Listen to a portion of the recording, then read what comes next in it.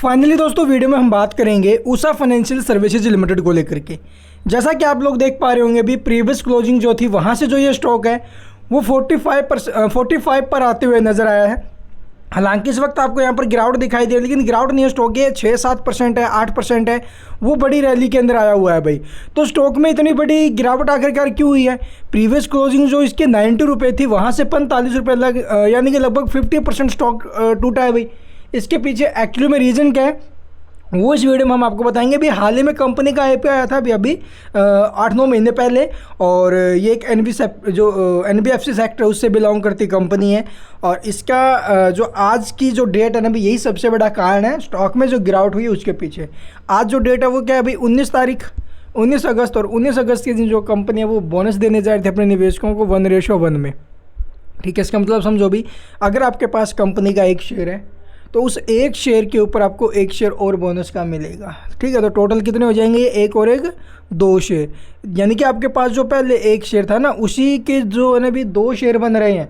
और ऐसा नहीं है कि आपके पास जो शेयर उसके ऊपर आपको फ्री, यानी कि जो बोनस वाला शेयर है वो आपको फ्री मिलेगा, ऐसा बिल्कुल भी नहीं है। ये आप ही के शेयरों के टुकड़े कर दिए जाएंगे, यानी कि एक शेयर है उसके ऊपर एक शेयर मिलेगा, तो टोटल कितने हो जाएंगे? 2। वो एक शेयर के 2 टुकड़े हो जाएंगे। उसी प्रकार से आपके पास वो शेयर तो है जो आपने पहले ऑलरेडी खरीदा हुआ है, लेकिन जो बोनस वाला शेयर है एक और, वो नहीं आया अभी। प्राइस का तो देखो भाई, प्राइस तो इनका स्प्रेड हो चुका है। ठीक है, प्राइस अलग अलग हो चुका है, शेयर अलग अलग हो चुके हैं, प्राइस भी इनके डिवाइड हो चुके हैं, लेकिन शेयर न आने की वजह से आपका जो स्टॉक है वो 50% दिखाई दे रहा है डाउन। जैसे वो शेयर आ जाएगा ना बोनस वाला, तो ये 50% का जो लॉस आपको दिखाई दे रहा है ये दूर हो जाएगा। तो इसको लेकर हमें परेशान नहीं होना है। ये एक्चुअली में ग्राउंड नहीं होती, अभी प्राइस का एडजस्टमेंट होता है ये। ठीक है, तो ये जो शेयर है वो आएंगे कब और कैसे? देखो भाई, ऐसी कोई प्रोसेस तो है नहीं है जो हमें करने पड़े और उसके बाद ये शेयर मिले। ऑटोमेटिक 1 से 2 वीक के अंदर अंदर जो कंपनी है वो आपके डीमेट अकाउंट में जो ये शेयर है वो क्रेडिट कर देगी भाई। तो इसको लेकर हमें बिल्कुल परेशान नहीं होना है। इसके अलावा आप लोग देखेंगे इसके जो फंडामेंटल्स है वो कैसे हैं भाई। ठीक है, 45 के लेवल पर स्टॉक ट्रेड कर रहा है।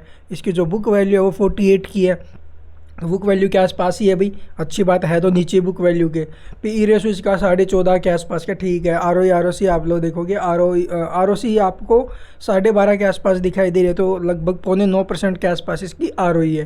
ठीक है, प्रमोटर होल्डिंग 74.5%, यानी लगभग जितनी प्रमोटर होल्डिंग होती है उतनी है भी इसकी। डेट इक्विटी रेशो आप लोग देखोगे 185 करोड़ का डेट है, तो डेट इक्विटी रेशो इसका 1 से डाउन है। तो डेट भी ठीक है भाई, कंपनी तब चाहे जब पे कर सकती है डेट अपना। ठीक है, इसके अलावा आप लोग देखेंगे भाई चेंज जो देखने को मिला, प्रमोटर होल्डिंग वो इंक्रीज होते हुए नज़र आई है, लगभग 2.25% के आसपास। FII के पास जो ना भी 5.5% के ऊपर में स्टेक है। तो ये टोटल इसके जो ना भी डेटा हमें दिखाई दे रहा है, और इसकी जो फेस वैल्यू है वो 10 रुपये, इन फ्यूचर में स्प्लिट भी लेकर आ सकती है। तो ये टोटल अपडेट्स रही हैं अभी। तो इन सबको देखते हुए इन फ्यूचर में स्टॉक में एक अच्छा एक्शन बन सकता है। हालांकि अपने 52 वीक हाई बोनस के बाद आप लोग 84 रुपये है, वहाँ से जो ये स्टॉक है वो अभी भी आप लोग देखोगे भी 50% तो वैसे भी अपने हाई से टूटा हुआ है ये। तो हो सकता है इन फ्यूचर में जो स्टॉक है वो एक अच्छी ग्रोथ हमें दिखाई इसके अंदर देखने को मिले। और बाकी देखो, बाय होल्ड सेल की हमारी ऐसी कोई राय नहीं है इसको लेकर के, आपके ऊपर डिपेंड करेगा भाई। एक स्मॉल कैप कंपनी है भाई, किस प्रकार से आपको इसके अंदर अपनी स्ट्रेटजी बनानी है आगे को लेकर के, वो आपके ऊपर डिपेंड है। लेकिन आज जो ये स्टॉक में मूव आए हैं वो क्यों है, इसके पीछे के सारे डाउट्स आपके क्लियर हुए होंगे। Thank you for watching the video.